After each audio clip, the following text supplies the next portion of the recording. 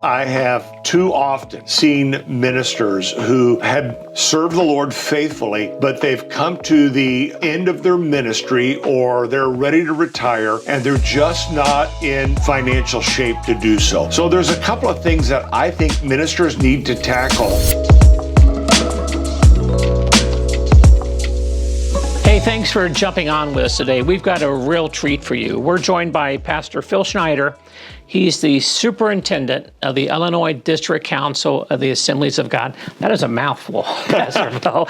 And you've been in that role since 2012. So here's what I want you to do. I want you to stop this video and get a notebook because you're going to want to take notes. We've got some great information for you today.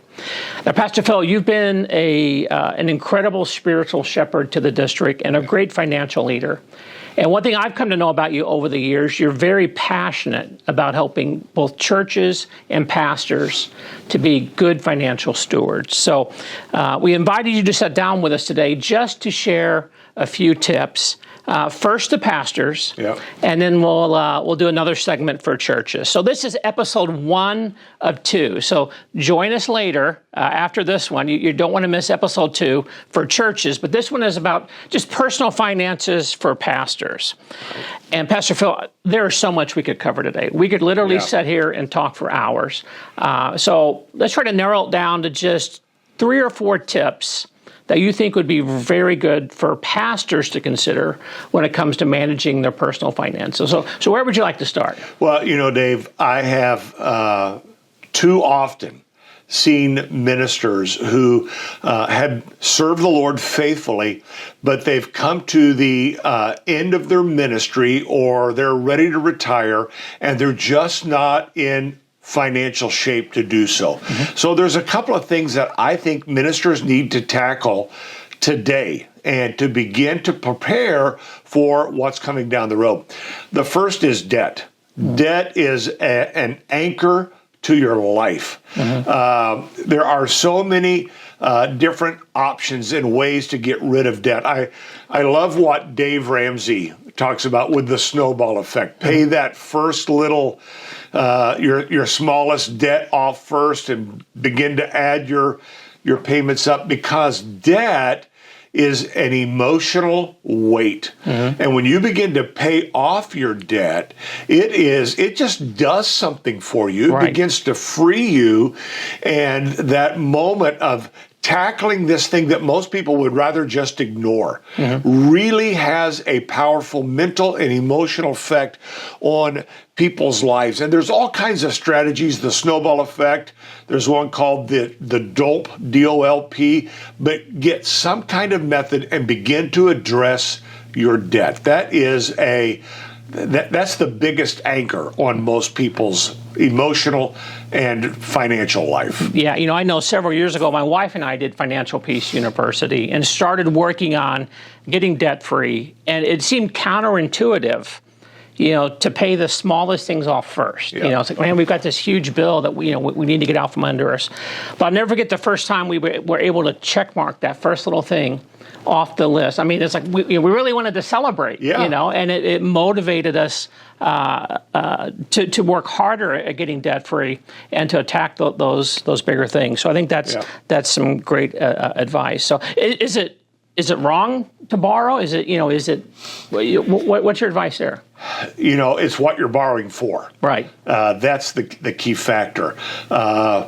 You know, for many of us, there is that the Bible says that the borrower is slave to the lender. Yes. So you just have to be careful what you're borrowing for, and who you're borrowing from, because it can be a incredible anchor.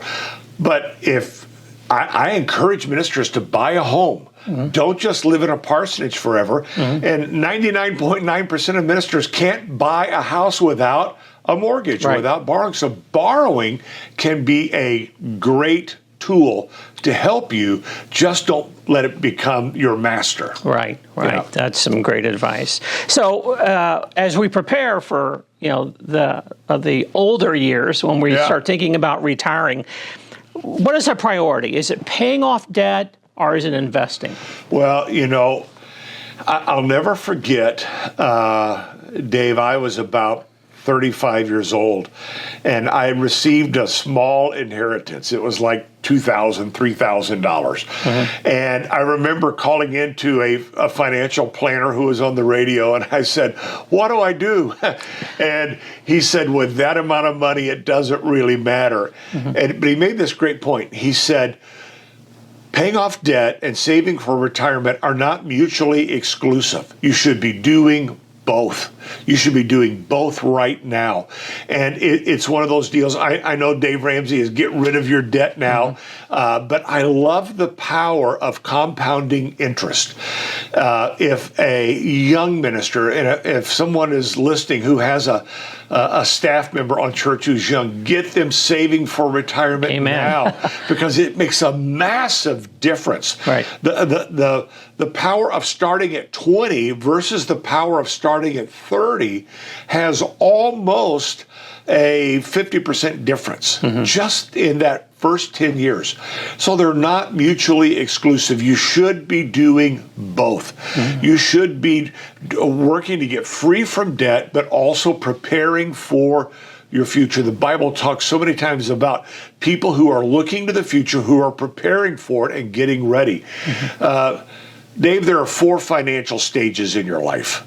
From the time you get your first job up until you really have your first child, and then when you have your first child, until that child gets to junior high, that's your second stage.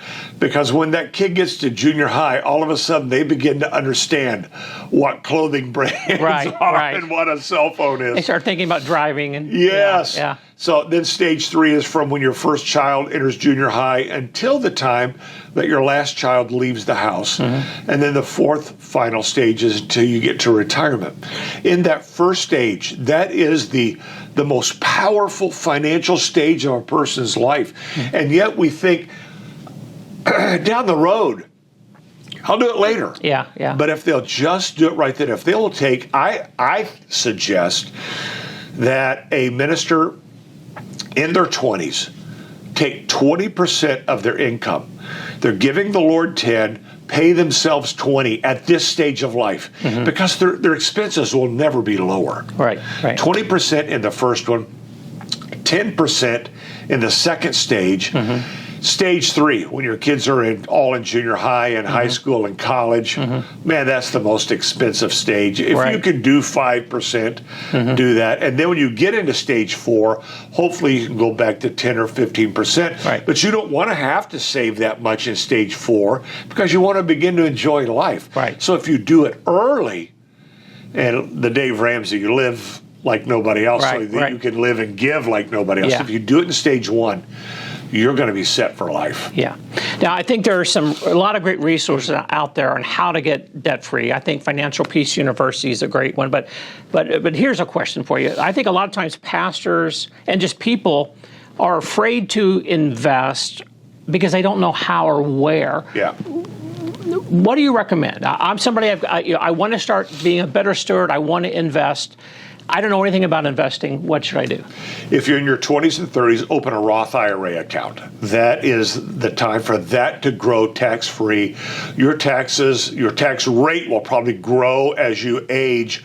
So, take that post-tax investment, do a Roth IRA in your 20s and 30s. In your 40s and 50s, start with your 403B for ministers, which is like a 401k, but for nonprofits.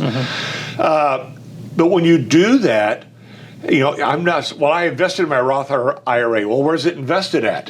Well, it's in my Roth IRA. No, that Roth IRA is like a car taking you somewhere. You have to tell it where to go. So, I would invest in ETFs and those types of things. But the most important thing for you to consider is the expense ratios. So, for most ministers, their denomination, I'm an Assembly of God, so we have a couple of different organizations that we can do a 403B housing allowance with. And it, for us, like AG Financial or Gen 5 Ministries, well, I do a lot of investing with Gen 5 because their expense ratio, what they charge me to handle it, is so inexpensive. And then that's an expense ratio you have to look at. And then what type of fund are you buying? It might be a Vanguard, it might be a Fidelity, it might be a BlackRock, whatever, or a mutual fund like the American mutual fund family. What are their expense ratios? So I like one that has a low ratio that gets me there, and then what I'm buying has a low ratio. I do a lot of Vanguard, funds, and I buy ETF. So I think that those are powerful. And then the third thing is to look at what's the return ratio, the average return ratio. What does it make on average? And just kind of go from there. So begin to take a look. Roth IRA early. You say, well, I want to start my 403B because I can save on taxes going in and taxes coming out. Yes, but if you do that for 45 years, you'll have more money than you'll ever use for housing allowance, and you will be paying taxes on the back end of it. So 20s and 30s Roth IRA, that's just, I'm not a financial planner. Yeah. This is not financial advice. This is what I would do if I was doing it over again. Right. So my encouragement to our listeners today is to not be afraid and not hesitate because you don't understand. Get some help. Reach out to some of these organizations you mentioned. Reach out to YourChurchAdmin. Yes. And we would love to kind of get you on the right path to being just smart about investments and preparing for the future. Dave, one of the things is I did not come from a wealthy family. I came from a pretty poor family. And I'm not incredibly wise financially, but I've just learned as I went. And that journey has taught me just some practical little things that you can do that make a big difference. Yeah, I love that. And in the few minutes we have left, Pastor Phil, I jotted down some notes here, some things I've heard you say that I love. And I'm just going to throw them out there, and I want you to respond to them. The first one is always pay yourself after your gift to the Lord. What does that mean? Yeah. I pay my tithe. I give my tithe. That's first. Right. But I set my budget so that the first bill that I pay is I pay myself. I'm putting money away for my future day one. It's one of those deals that as you begin, you're literally, your investment is paying for your future. Right. So I always tell people, make that your first bill that you pay.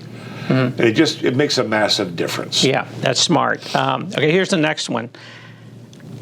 Only take half of your raises. Pastor Phil, what are you talking about? Oh, Dave, I had a deacon in my first church. And my first year, I was making $300 a week. And he said, Phil, how much of this do you want? And I'm like, all of it. And he said, no, you don't want all of it. You need to pay yourself. Put some away in retirement. So we came up with a figure. And then the next year, I was getting a raise.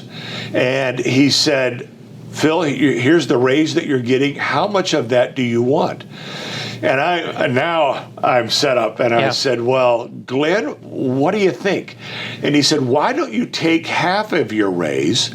That way you're still getting a raise, but you take the other half and you add it to what you're going to be paying yourself for the future. And since that time, basically, I've always only taken half of whatever I was given as a raise, and the other half was added to what I put away for retirement. I still got more money, but yet I was still saving more at the same time. I love that. Pastor Phil, I wish you would have told me that like 30 years ago.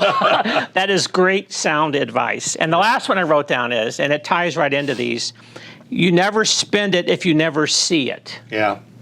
So for most years ago, Dave, I was giving some financial advice to a young couple in ministry. And they said, we're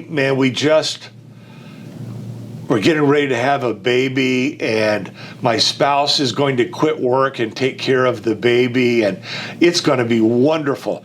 And I agreed with them. That is wonderful. Yeah. And then I said, well, let me ask you a question. Are you living on one salary now? And they said, oh, no, we can't do that. Yeah. We couldn't live on one salary. because what we get, we spend. Right. And I said to them, then you'll never be able to live on one salary after the baby comes. Mm-hmm. So here's what I suggested to them, that the spouse had a good job outside of ministry. I suggested to them, take your salary as a staff member at the church and have your treasurer right now never pay you. Have your treasurer put it away, and it forces you to live off of this amount of money. So when I began, and Glenn talked to me that first year, I put $15 a week away in retirement. Mm-hmm. So I got a check every week for $285. Mm-hmm. But I didn't see the other 15, but the treasurer was putting it away in my retirement account every mm-hmm. week. I never missed it. Mm-hmm. So I never had plans to spend it. Right. And when I got my first raise and I cut it in half, all of a sudden our treasurer is sending in $35 a week for me. Mm-hmm. And that idea that if I touch it, I'm going to find something to spend it on. Yeah. So if you don't see it, you don't miss it. Mm-hmm. So have your treasurer, and then have them give you a report of what they send in. Mm-hmm. YCA handles a part of my salary right now, mm-hmm. and every month they're sending in a part of my paycheck for me. I don't miss it because I don't see it. Right. And that's the best way to do it. Right. I love that. Hey, those have been some great nuggets, Pastor Phil. I really appreciate you sharing those with us today. Now, this is episode 1 of 2, so we're going to stay here for a few more minutes. We're going to talk about some great financial practices for churches to help them be good stewards of their finances. So YCA loves to create content like this to help you lead as a pastor and to deal with your personal finances. So follow us on social media. We've got a great newsletter we send out every month, and reach out to us if we can help you in any way. That's why we exist as a ministry of the Illinois District Council. Once again, Pastor Phil, I appreciate this so much. I know it's been a huge blessing to those who are watching it. Thanks, Dave. Thank you.